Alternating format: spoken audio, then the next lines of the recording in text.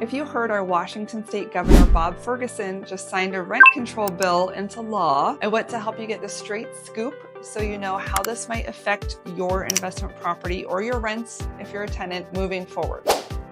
Hello, my name is Emily Cressey. I'm a realtor and investor based in Seattle, Washington.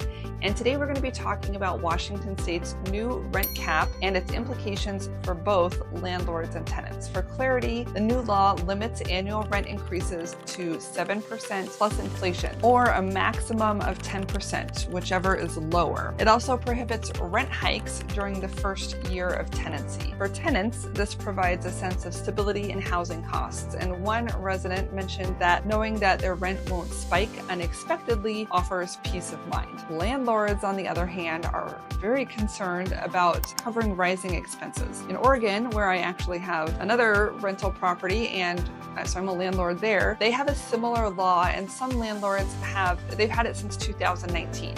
And some landlords there have voiced challenges in maintaining their properties under the constraints. It's true that cash flow from rental properties here in Western Washington is already scarce, right? We've got to buy really expensive properties and put them into a rental use. It's just not that common. It's hard to make money for the first several years. If you do that, you got to wait for rents to come up and pay for the mortgage and those types of things. It's not a high cash flow venture starting out for most people.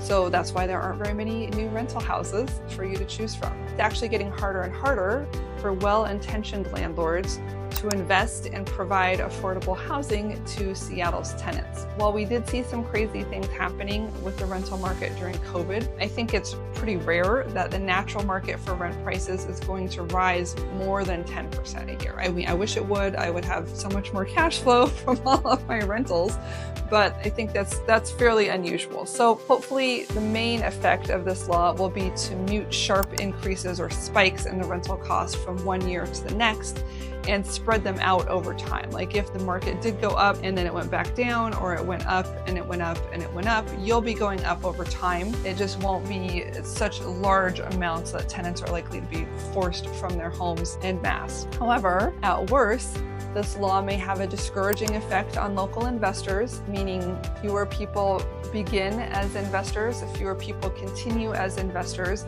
and so we have fewer investors buying homes and providing housing to our rental market. And of course, supply and demand being what it is, if the supply goes down over time, rents will just continue to increase because we have more and more tenants fighting for a smaller and smaller pool of rental properties. As a realtor, I believe it's crucial to understand both perspectives here, and this law aims to strike a balance.